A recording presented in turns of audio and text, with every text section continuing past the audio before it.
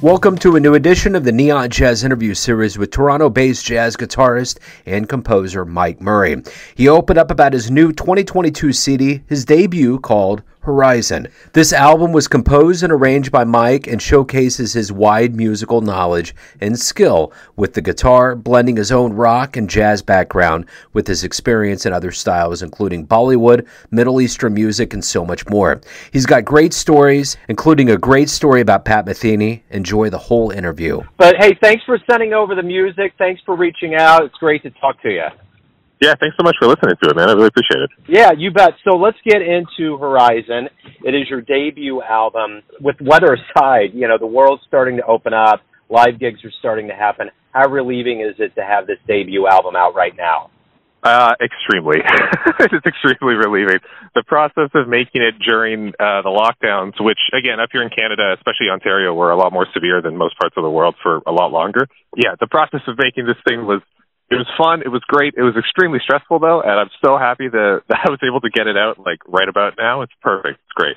Talk to me a little bit about what went into this album. I know there's a lot of elements. It's all a part of kind of how your voice is orchestrated. Talk to me about what the artistic approach to this project was. I grew up, okay, so I'm 30 years old, so it's going to sound a little weird, but I grew up on, Mahavishnu Orchestra, 70s jazz fusion. I discovered that when I was about 16, and game changed at that point, right? There's no coming back from that. And that stuff is all pretty, it's pretty wild and crazy. A lot of, the way I like to put it is, reaching for the stars and not always making it kind of thing. That's sort of the approach. And that's something I really appreciate in any form of music is, when people just try to go for it. For this album, I tried to do that, but also try to keep it, on the rails enough that there's always some sort of musical element going on that you can grab onto, even if you're not like me and into the wild and crazy stuff too much. Philosophically, I guess that was kind of the artistic approach behind it, is allow everybody to showcase their playing, allow everybody to, have a chance to shine, but at the same time, still make it, cohesive enough that there's something to grab onto, even if you're not into that kind of music. It's interesting you're mentioning that whole fusion wave that happened in jazz, because from my angle of things behind the microphone, I've noticed that a lot of different elements are getting into the traditional, what we would call contemporary jazz realm. I mean, bits of electronica, bits of rock, bits of fusion. There's a lot going on. So my question to you is this. Do you see this as another wave of that CTI world that was going on, or just kind of a natural evolutionary progression of the jazz art form?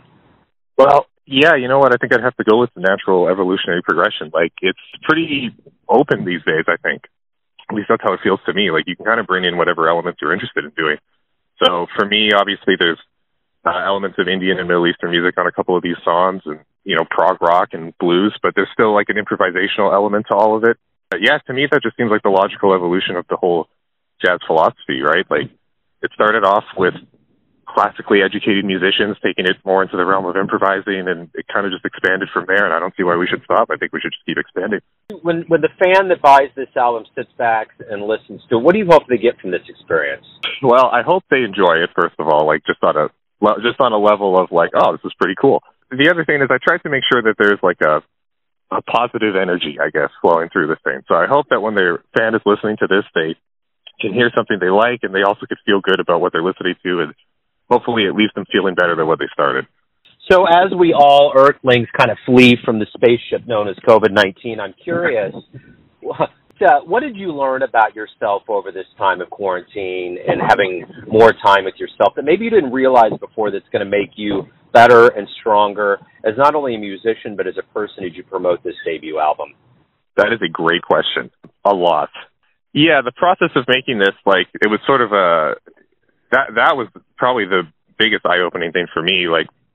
On a personal level, I'm one of the people who tends to, keep to themselves and, bit of a loner type. So when everything shut down, I was like, okay, well, I could deal with this. We'll be fine on that front. But in terms of, actually going about making this thing, I learned a lot about what it takes to actually produce this. I also learned that it turns out I can. This is the first one. I never did anything like this before. Honestly, that was a good feeling. It was good to be able to be okay, despite all these issues, we can step up, we can put the time in, and, we can get something done. And then just on a personal level as well, it was kind of I'm really trying to focus more on the small scale rather than the large scale. So for me, the biggest eye-opening thing from COVID was that the things that matter most are personal relationships, a small circle. You know, in music, I think it's the most important thing is your local scene first, and then things expand out from there. So I'm really trying to focus on that a lot more. It's been very rewarding. So I have to say that, you know, COVID's been awful, obviously, but I did gain a lot personally from the time to sit down and reflect. So let's go back to the beginnings of your life. Were you born and raised in Toronto? I was not. I'm from Thunder Bay, Ontario. This is northern Ontario. Yeah, very far up there, known for curling and a certain kind of donut that doesn't exist anywhere else. I tell you the one thing, you know, being American, that I've always known that Canada is very well known for is the healthcare. Just the fact that you have access to. I was watching Ted Lasso last night, and he was joking around with somebody because, you know, they're in England playing soccer, and he's like, "You mean you can come in here and get taken care of for free and you don't pay for anything?" It's like an alien concept to the rest of the world. Yeah, it's pretty enabling, though, I must say. It's nice to know that you'll never have to worry about that. Yeah, for sure. So let me ask you this. How did the jaws of jazz get in you? How did all this start? How did you know that you were going to be a musician and end up where you are today? Yeah, that's a good question, too. So I was pretty late to guitar. I started on piano like I think most people do because my parents made me when I was a child. And, you know, to be honest, I just hated piano. Like, I hated classical piano. I hated doing it. As soon as I was old enough to convince them to let me stop, I convinced them to let me stop, and that was kind of it. And then when I got to high school and I needed some arts credits, I actually took a class playing the flute, and then I enjoyed that a lot more. So then I learned bass, and then when I was 16, I switched over to guitar. I discovered my dad's old Rolling Stones mixtapes, actually. I started with the Rolling Stones basically exclusively, and then that sort of expanded into more classic rock stuff like, you know, Led Zeppelin and Deep Purple and all that stuff. Honestly, for the jazz thing, I think I have to give credit to the early days of the YouTube algorithm, because when I was coming up, this was sort of when this was first starting to be a thing, and I spent a lot of time clicking around on YouTube just like discovering new guitar players and discovering new music. I discovered Al Di Meola and John McLaughlin and Paco de Lucia doing that trio album that they did that way. And that was crazy to me. And then, you know, I found out that they were improvising all those solos, and I was like, what? That was interesting. That's what it planted the seed. And I found a local guy who taught jazz. Basically, all I knew about jazz was that it was hard. And I was like, okay, I want to give this a try. I want to see if we can do it. So took some lessons for a few months. And, you know, once I kind of had a basic understanding, and that plus getting deeper into, like, actually, it was really fusion that came first before jazz for me. I was like, yeah, I want to be a high-level improvising musician. Like, that's what I want to do. So from there, you know, I worked super hard to try and get into college here in Toronto, and was lucky enough to get in on my first try, and then I was able to move here, and, you know, the rest is history. What was the very first live jazz show that really blew you away, that made you think, wow, that's what I want to do? So probably, again, more fusion, but Wayne Krantz, Carlock Lefebvre, that trio, if you know them. So again, another YouTube algorithm discovery from back in the day. And once I had done my audition, I went to Humber College here in Toronto. So once I had done my audition, I saw that they were going to be playing in Toronto. So I sort of begged my parents, like, hey, you know, I'm about to turn 18. For my 18th birthday, can you give me a plane ticket down there so I can go catch these guys? And they're playing at a little jazz club here called the Rex, which is kind of like a legendary Toronto jazz club. And I went and I checked it out, and yeah, I was blown away. Like, I couldn't believe it. I couldn't believe how good it was. And so that was really invigorating. And I went home and I tried to play like him, and I can't. I don't think anyone can really play like him. But I went home and I tried, and yeah, it was just so crazy to me. Because again, in Thunder Bay, there was jazz, but it was like, you know, the guy I was taking lessons from, he was good, but for him, jazz ended in the 1950s, right? So I was learning to be Freddie Green, and that was about it. And that was still good to me, but like, to really see someone like operating at a really high level, I had to come to Toronto, and yeah, that just blew me away. You know, there's a lot of components that go into being a professional musician, and I'm curious, what's the most enjoyable part of this process for you? That's another very good question. You know what? It's actually, so I'm on faculty at a college up here, and I also do a lot of private guitar teaching, and I actually think it's that part. Obviously, I enjoy the creative process as well, but like, I really believe that it's something that needs to be shared, not just in a performer to audience sense, but in a, you know, musician to musician sense, and even musician to non-musician, just like being an ambassador for the art form. Like, there's a lot of cultures in the world where it's more integrated, I guess, than it is here. Yeah, that's, to me, like, the thing that's so satisfying is when I get to help a younger person at the college who's trying to do something similar to what I did, like when I get to help them towards their goals, as well as like just the general feeling of accomplishment that you get from, you know, making something like this album, or, you know, again, helping someone else with their goals or helping someone else make their music or anything like that. Like, I like doing things and I like accomplishing things and I like helping other people accomplish things. And, you know, music is great for that. Not gonna lie. So, you know, the one thing that I've noticed, so I live in the Kansas City metro area, and I actually, right before the world shut down in January 2020, I moved to Lee Summit. Every time I mention I'm from the home of Pat Metheny, the stories open up. Do you have a Pat Metheny story, experience? I do. Let's do it. All right. So, again, I went to Humber College, right? And every year Humber does this artist in residence where they bring in some famous jazz artist to come do a week of clinics. There was one year where the artist in residence was disappointing. So I don't know if this is why they did this, but at the very end of the year, there was a big surprise announcement. Pat Metheny's coming for 1 hour. He's going to do a 1 hour clinic.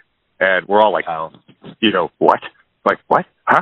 So, they were like super secretive about it. Like, you know, you had to prove that you were a music student to enter, whereas normally it's open to anyone. Like, they had all these restrictions on it, all this stuff. You know, no phones, no cameras. Like, they kicked you out if you were taking video. And so, you know, we're all sitting there waiting with bated breath. And yeah, he comes out and he plugs into, the school's house amp or whatever. I think it was a deluxe reverb or something.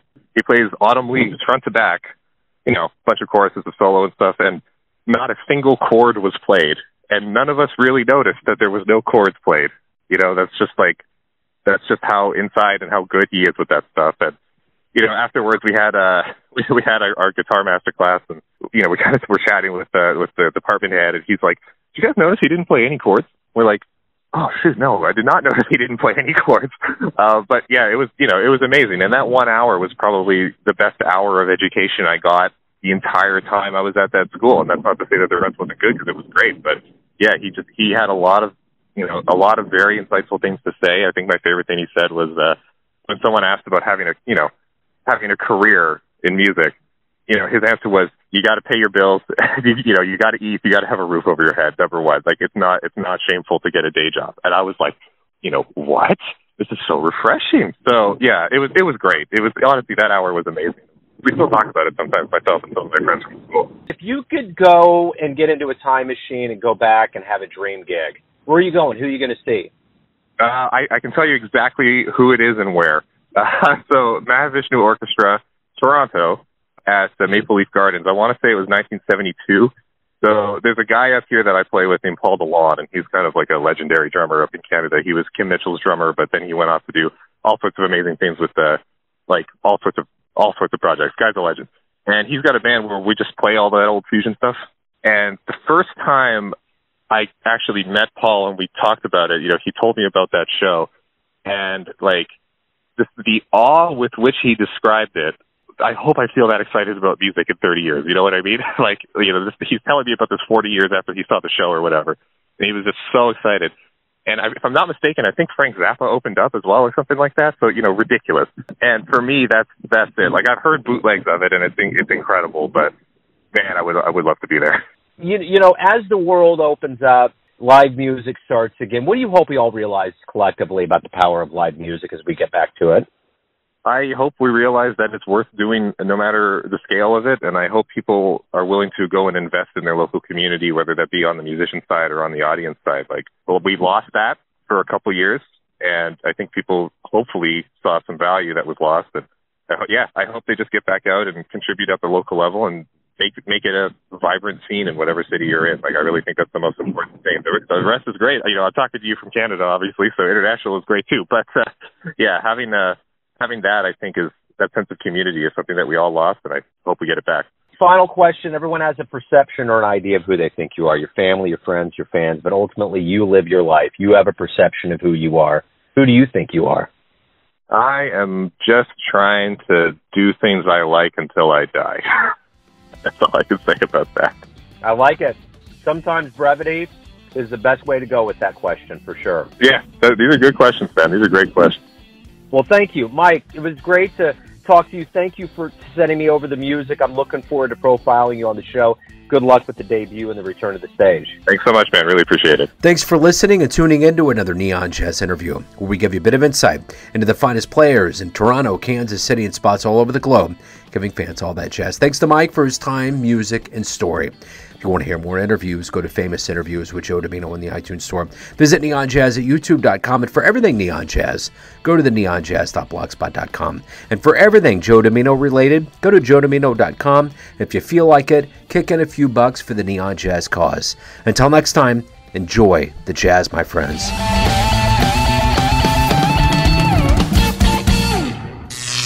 Neon Jazz.